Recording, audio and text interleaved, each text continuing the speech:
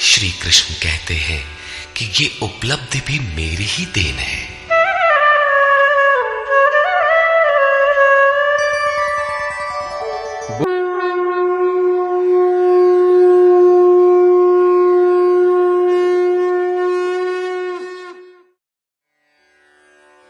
अपने बच्चों को हम शिक्षा दिलाते हैं कि वो अच्छे संस्कारों का अर्जन करें। अच्छे संस्कारों का आशय लोग लेते हैं कि वो अपनी रोजी रोटी, आवास, विकास की समस्याओं को हल कर ले। ईश्वर की ओर किसी का ध्यान ही नहीं है।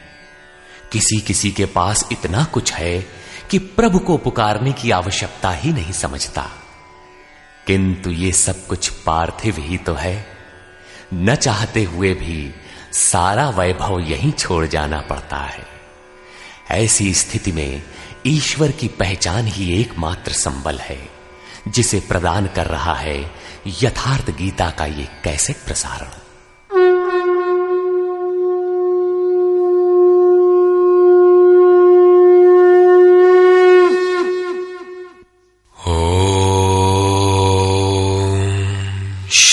परमात्मने नमः।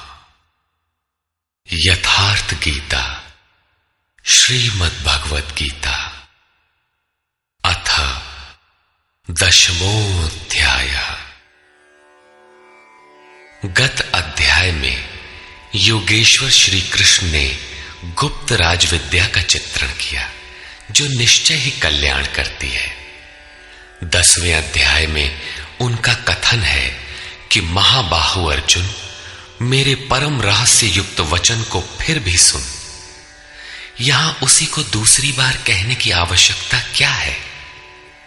वस्तुतः साधक को पूर्ति पर्यंत खतरा है। ज्यों-ज्यों वो स्वरूप में ढलता जाता है, प्रकृति के आवरण सूक्ष्म होते जाते हैं, नए नए दृश्य आते हैं। उसकी जानकारी महापुरुष ही देते रहते हैं, वो नहीं जानता। यदि वे मार्गदर्शन करना बंद कर दें तो साधक स्वरूप की उपलब्धि से वंचित रहेगा। जब तक वो स्वरूप से दूर है, तब तक सिद्ध है कि प्रकृति का कोई ना कोई आवरण बना है। फिसलने लड़खड़ाने की संभावना बनी रहती है। अर्जुन शरणागत शिष्य है। उसने कहा था, शिष्यस्तेहं शाधिमाम त्वाम प्रपन्नम। भगवान, मैं आपका शिष्य हूं, आपकी शरण हूं, मुझे संभालिए। अतः उसके हित की कामना से योगेश्वर श्री कृष्ण पुनः बोले। श्री भगवान उवाच।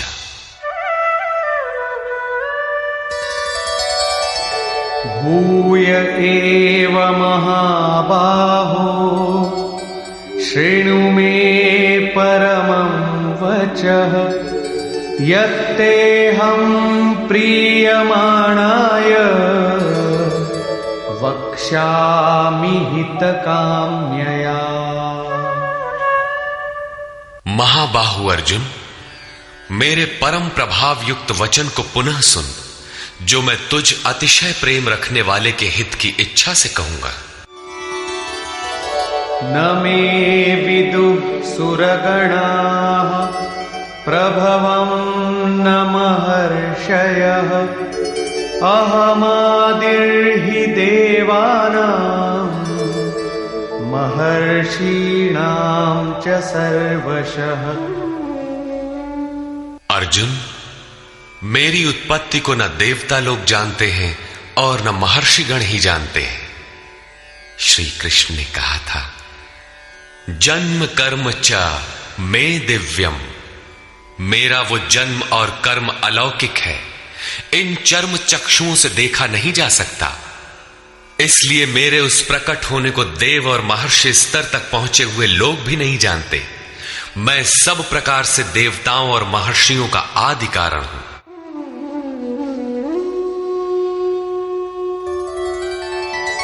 यो मामजमनादिं च वेत्ति लोकमहेश्वरम् असम्मूढः समर्थ्येषु सर्वपापैः प्रमुच्यते।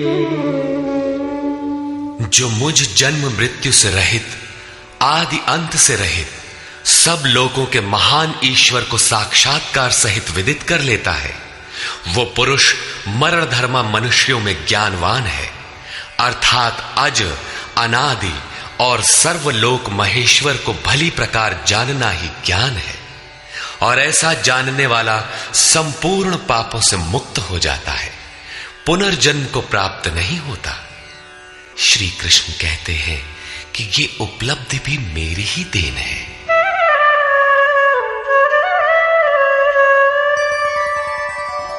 बुद्धिर्ज्ञानमसम्मोहः क्षमा सत्यं दमः शमः सुखं दुःखं भवो भावो भयं चाभयमेव च।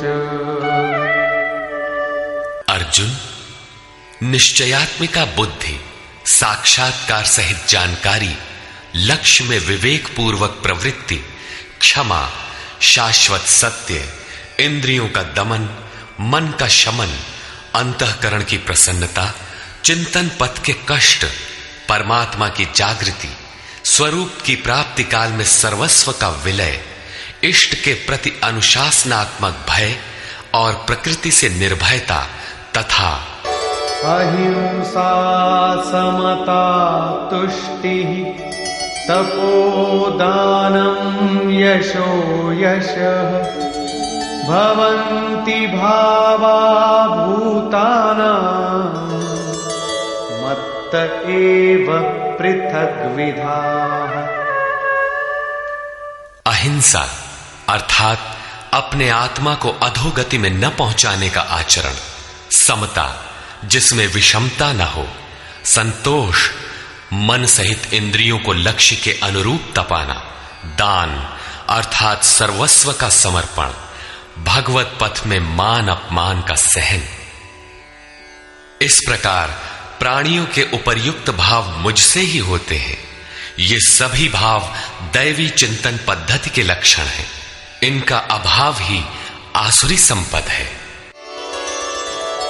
महर्षयः सप्त पूर्वे चत्वारो मनवस्तथा मद्भावा मानसा जाता येषां लोक इमाः प्रजाः।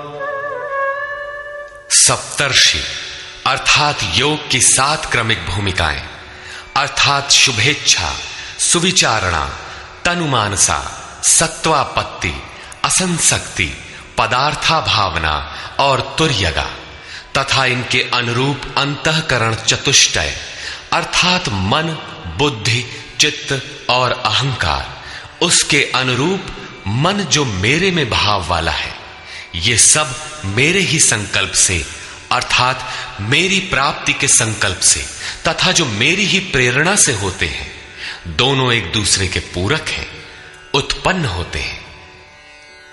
इस संसार में ये अर्थात संपूर्ण दैवी संपद इन्हीं की प्रजा है, क्योंकि सप्त भूमिकाओं के संचार में दैवी संपद ही है, अन्य नहीं। एतां विभूतिं योगं च मम यो वेत्ति तत्त्वतः सोऽविकम्पेन योगेन युज्यते नात्र संशयः।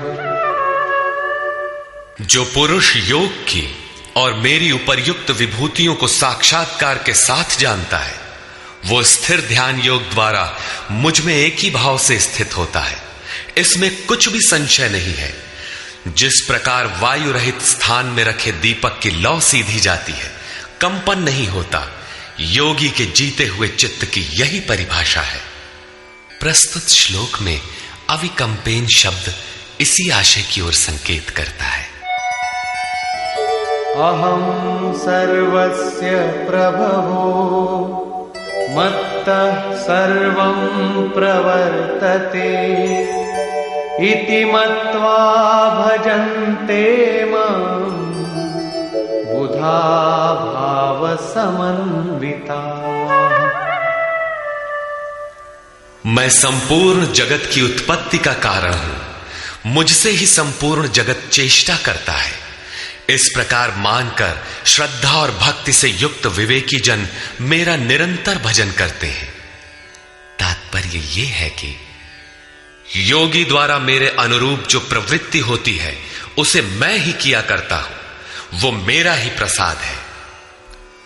कैसे है इसे पीछे स्थान स्थान पर बताया जा चुका है। वे निरंतर भजन किस प्रकार करते हैं, इस पर कहते हैं,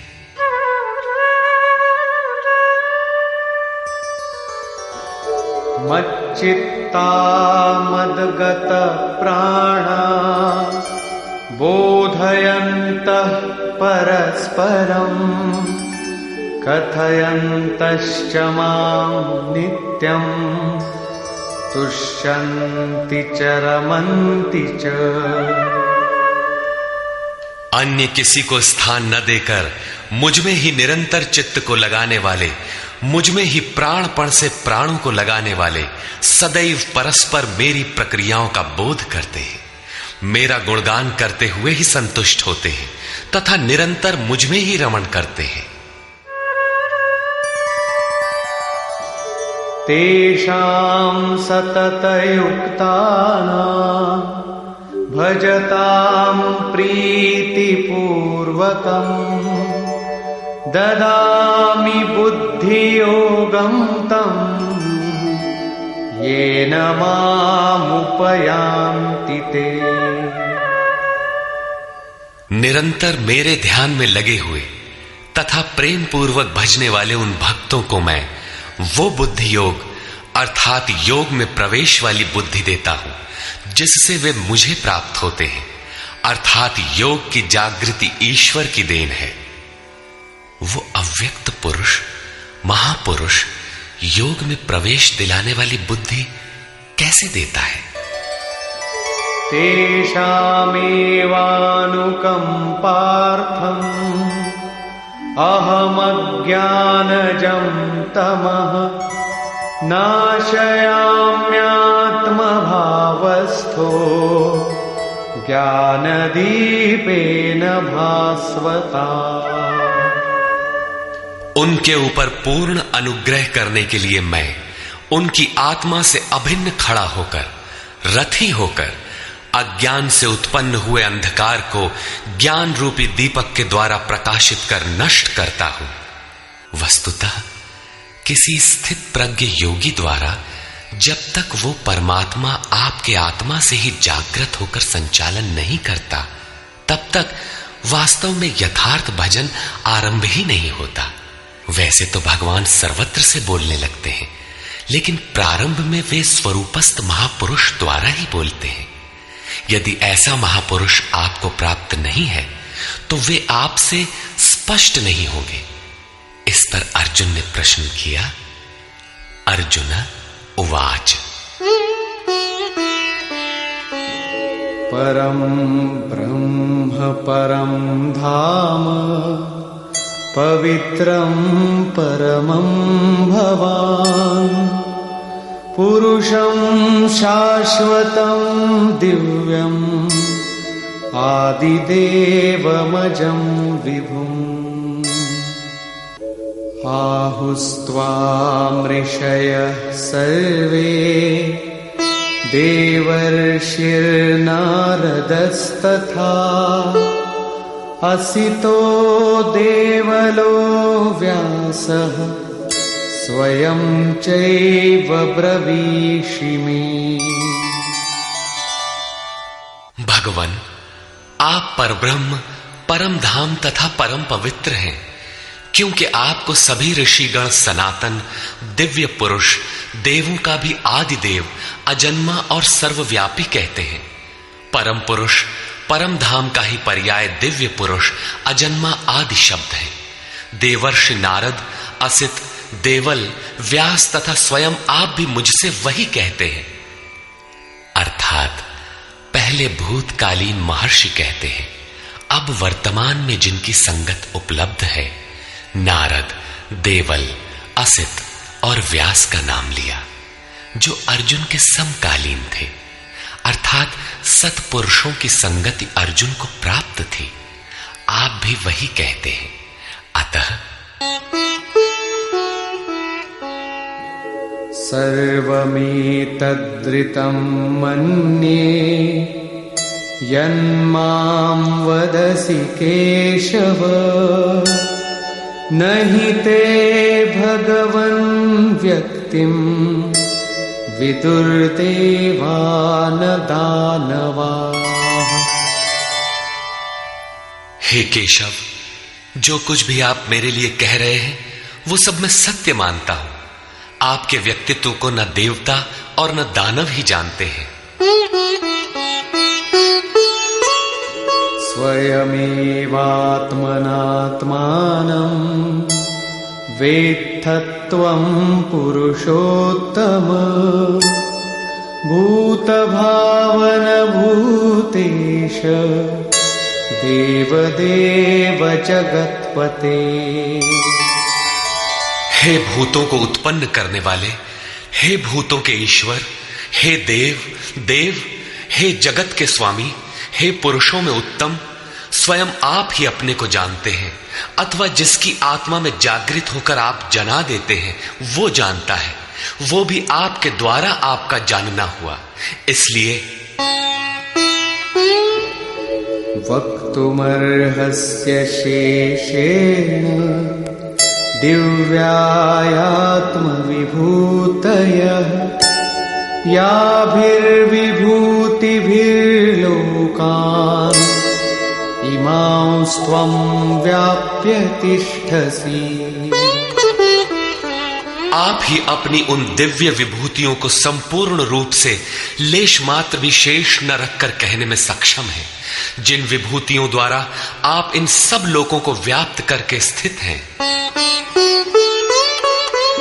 कथं विद्यामहं योगिन् स्वां सदा परिचिन्तयन्, केषु केषु च भावेषु चिन्त्योऽसि भगवन्मया। हे योगिन, श्री कृष्ण एक योगी थे। मैं किस प्रकार निरंतर चिंतन करता हुआ आपको जानूं, और हे भगवान, मैं किन किन भावों द्वारा आपका स्मरण करूं। विस्तरेणात्मनो योगं विभूतिं च जनार्दन, भूयः कथय तृप्तिर्हि शृण्वतो नास्ति मे मृतम्। हे जनार्दन, अपनी योग शक्ति को और योग की विभूति को फिर भी विस्तार पूर्वक कहिए। संक्षेप में तो इसी अध्याय के आरंभ में कहा ही है, पुनः कहिए, क्योंकि अमृत तत्व को दिखाने वाले इन वचनों को सुनने से मेरी तृप्ति नहीं होती। रामचरित जे सुनत अघाही, रस विशेष जाना तिन नाही। जब तक प्रवेश नहीं मिल जाता तब तक उसे अमृत तत्व को जानने की पिपासा बनी रहती है। प्रवेश से पूर्व रास्ते में ही यह सोचकर कोई बैठ गया कि बहुत जान लिया, तो उसने नहीं जाना। सिद्ध है कि उसका मार्ग अवरुद्ध होना चाहता है। इसलिए साधक को पूर्ति पर्यंत इष्ट के निर्देशन को पकड़ते रहना चाहिए और उसे आचरण में ढालना चाहिए। अर्जुन की उक्त जिज्ञासा पर योगेश्वर श्री कृष्ण ने कहा, श्री भगवान वाच,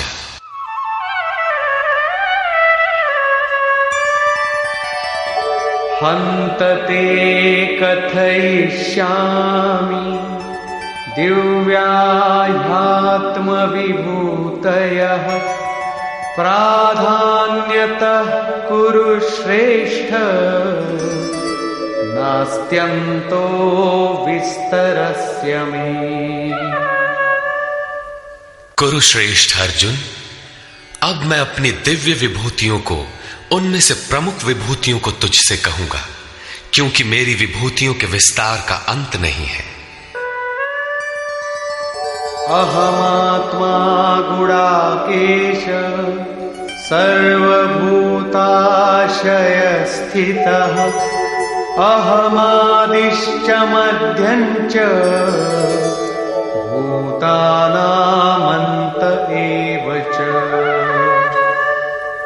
अर्जुन, मैं सब भूतों के हृदय में स्थित सबका आत्मा हूं तथा संपूर्ण भूतों का आदि, मध्य और अंत भी मैं ही हूं, अर्थात जन्म, मृत्यु और जीवन भी मैं ही हूं।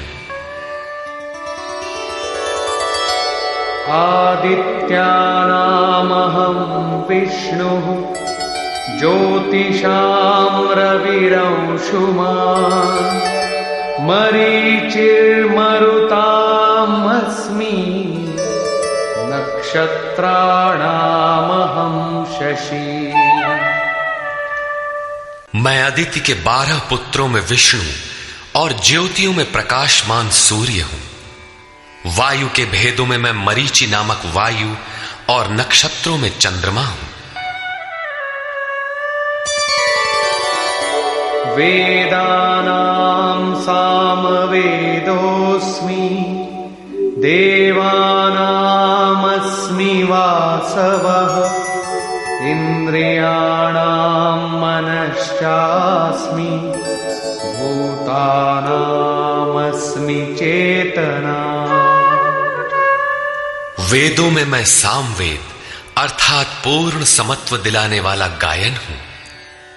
देवों में मैं उनका अधिपति इंद्र हूं और इंद्रियों में मन हूं, क्योंकि मन के निग्रह से ही मैं जाना जाता हूं तथा प्राणियों में मैं उनकी चेतना हूं।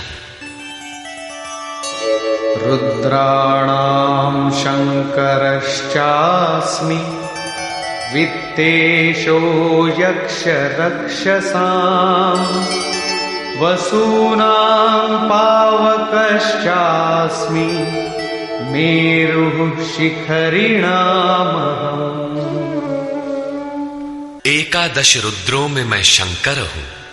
शंख धन अर सा शंकर अर्थात शंकाओं से उपराम अवस्था में हूं। यक्ष तथा राक्षसों में मैं धन का स्वामी कुबेर हूं। 8 वसुओं में मैं अग्नि और शिखर वालों में सुमेरु अर्थात शुभों का मेल मैं हूं।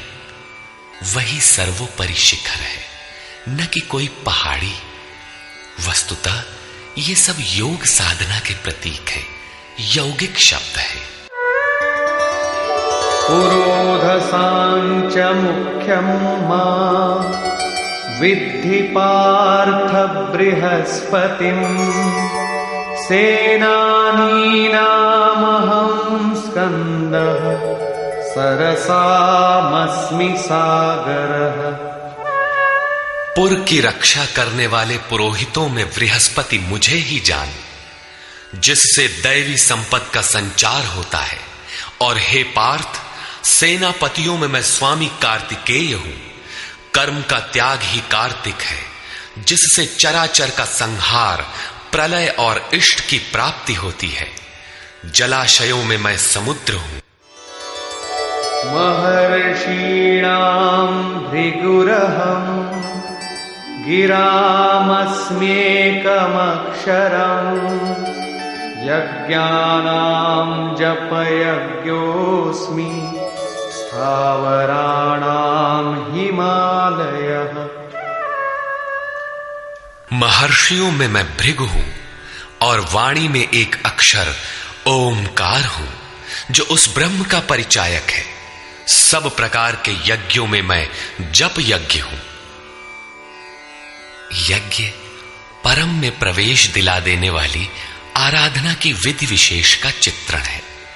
उसका सारांश है स्वरूप का स्मरण और नाम का जप।